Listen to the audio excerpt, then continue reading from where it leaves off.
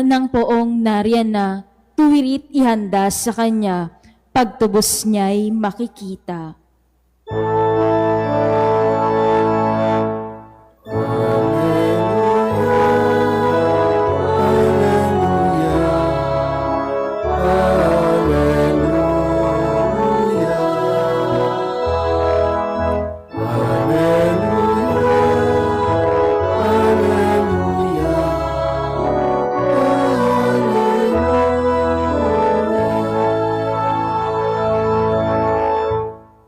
Sumainyo ang Panginoon. At sumaiyo rin. Ang mabuting balita ng Panginoon ayon kay San Mateo. Papuri sa iyo, Panginoon.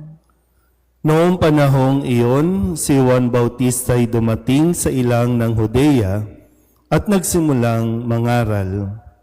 Sinabi niya, "Pagsisihan ninyo at talikdan ang inyong mga kasalanan, sapagkat malapit nang maghari ang Diyos." Si Juan ang tinutukoy ni Propeta Isaías nang sabihin nito. Ito ang sabi ng isang sumisigaw sa ilang, "Ihanda ninyo ang daraanan ng Panginoon, tuwirin ninyo ang kanyang mga landas." Hinabing balahibo ng kamelyo ang damit ni Juan, at balat ang kanyang pamigkis. Ang kanya namang pagkai balang at pulot pukyutan. At pumunta sa kanya ang mga taga-Jerusalem, taga-Judea, at mga naninirahan sa magkabilang panig ng Jordan. Ipinahayag nila ang kanilang mga kasalanan at sila'y bininyagan ni Juan sa ilog Jordan. Ngunit nang makita niyang marami sa mga Pariseo at mga Saduceo ang lumalapit upang pabinyag, sinabi niya sa kanila, "Kayong lahi ng mga ulupong, sino ang nagbabala sa inyo upang tumakas sa parusang darating? Ipakilala ninyo sa pamamagitan ng inyong pamumuhay na kayo'y nagsisisi, at huwag ninyong ipanghas na kayo'y anak ni Abraham. Sinasabi ko sa inyo, ang Diyos ay makalilikha ng mga tunay na anak ni Abraham mula sa mga batong ito. Ngayon pa'y nakaambana ang palakol sa ugat ng punong kahoy. Ang bawat punong kahoy na hindi mabuti ang bunga ay puputulin at ihahagis sa apoy. Binibinyagan ko kayo sa tubig bilang tanda ng pagsisisi ninyo at pagtalikod sa inyong mga kasalanan. Ngunit ang dumarating na kasunod ko, ang magbibinyag sa inyo sa Espiritu Santo at sa apoy. Siya'y makapangyarihan kaysa akin. Hindi ako karapat-dapat kahit tagadala ng kanyang panyapak. Hawak niya ang kanyang kalaykay upang alisin ang dayami. Titipunin niya sa kamalig ang trigo, ngunit ang ipay susunugin sa apoy na di mamamatay kailanman. Ang mabuting balita ng Panginoon. Pinupuri ka namin, Panginoong Hesukristo.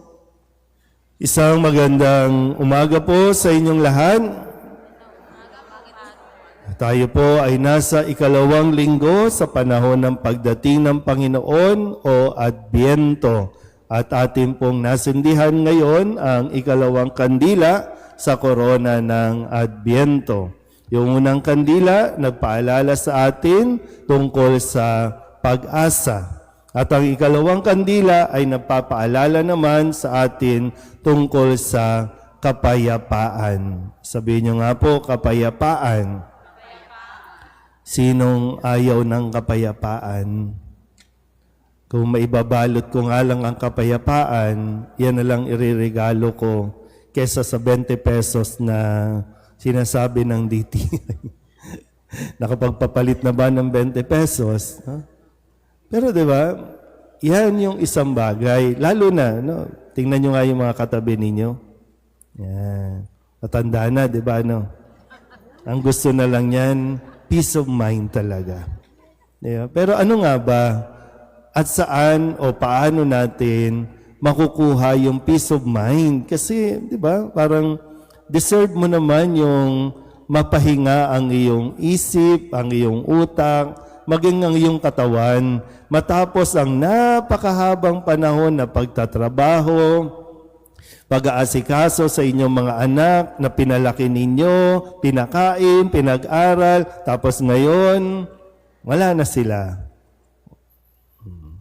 May mga sariling buhay, di ba? Parang talagang, yun na lang ang gusto mo, peace of mind, kapayapaan. At yun din naman talaga yung handog ng ating Panginoong Hesukristo. Kaya nga siya isinilang, no? Nung unang Pasko, yung magdulot ng kapayapaan. Kasi ang gulo-gulo na. Noong panahong iyon, ang gulo-gulo. Ang daming gera, ang daming mananakom, ang daming kaguluhan. Kaya pinanganak si Jesus para magdulot ng kapayapaan. Pero marami pa rin ang iba ang hinahanap, iba ang kanila pong pagtitiwala o paniniwala na magdudulot sa kanila ng kapayapaan. Sabi nila, no, ang magkakaroon ka ng kapayapaan kapag marami kang pera. Tingnan nyo nga yung katabi ninyo kung maraming pera. May pera naman yan, pero wala pa rin kapayapaan.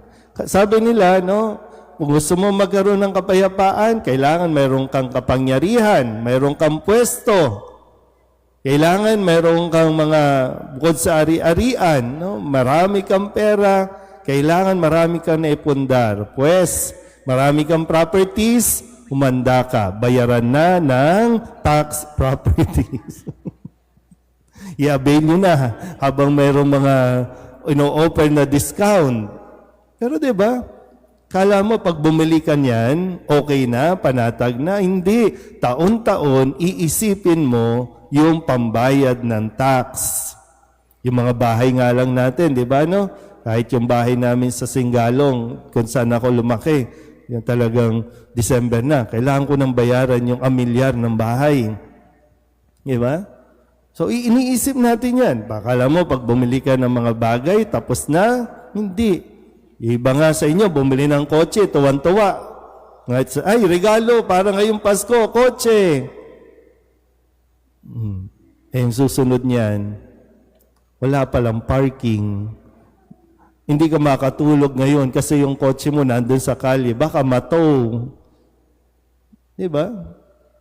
So, wala doon talaga. Bagamat, di ba, achievement natin yan, masarap sa pakiramdam na nagkakaroon ka niyan, pero tandaan mo, hindi dyan yung pinaka nanggagalingan ng kapayapaan na gusto natin.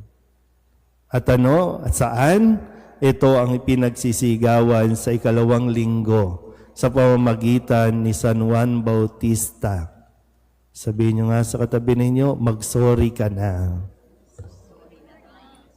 Tamo, ayaw nyo, ay bahala kayo.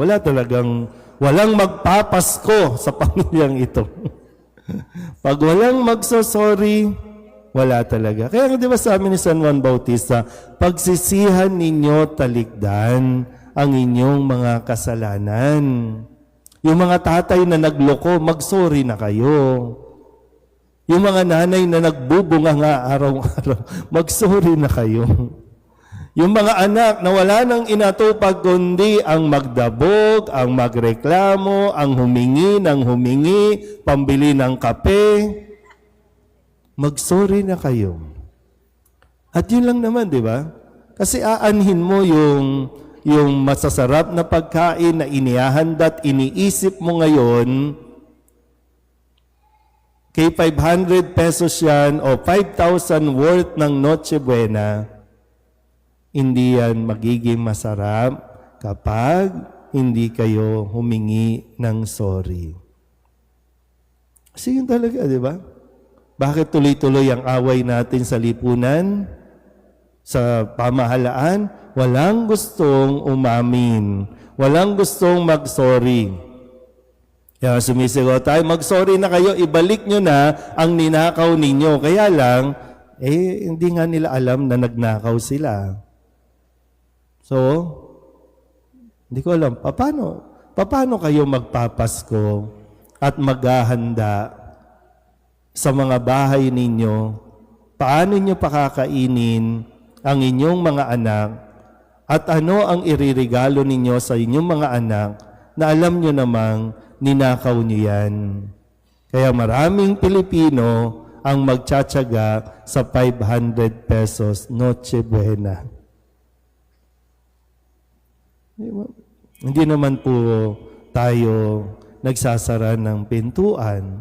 Ang paanyaya ni Jesus sa ating mga pagdiriwang, pagsisihan mo lahat at talikdan.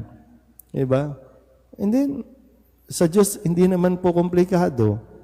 Pag nagsorry ka, okay na sa Diyos. Pero, talikdan, ituwid, itama ang anumang mga pagkakamali. Kasi magpapasko, magbabatian tayo ng Merry Christmas. Paano? Saan manggagaling yung tunay na bati ng Merry Christmas? Ito mga CWL ba kayo? Ha? Italukbong nyo pa yung mukha kasi, di ba? Pero, di ba? Kaya mayroong ganyan yan, di ba? No? Naihiya kasi ako eh. Yan. Pero di ba? Kung gusto nyo lang naman. Pero kung ayaw nyo, maghihintay tayo ulit. Sana abutan pa natin yung susunod na Pasko, yung susunod pa. Pero laging may binibigay na panahon sa atin para maghanda. Ihanda mo ang iyong sarili. Of course, minsan kalaban kasi natin, pride. Di ba, no? Yung pride. Mahal na ang kilo ng manok, no? Kaya, lunukin mo na yung pride. Simple sorry at yung pagbibigay sa kanya ng assurance na itatama mo at sisikapin mong maitama ang iyong mga pagkakamali. Minsan kahit yung mga nagawa mo noon na akala mo wala na, try mo. Baka sakali mas maging malaya ka at maging malaya din yung taong nagawan mo nadulutan mo ng labis na hinagpis na ipinagpapasa Diyos na lang. Pero iba pa rin po talaga yung nag-usap kayo at nagkapaliwanagan at nagkapatawaran.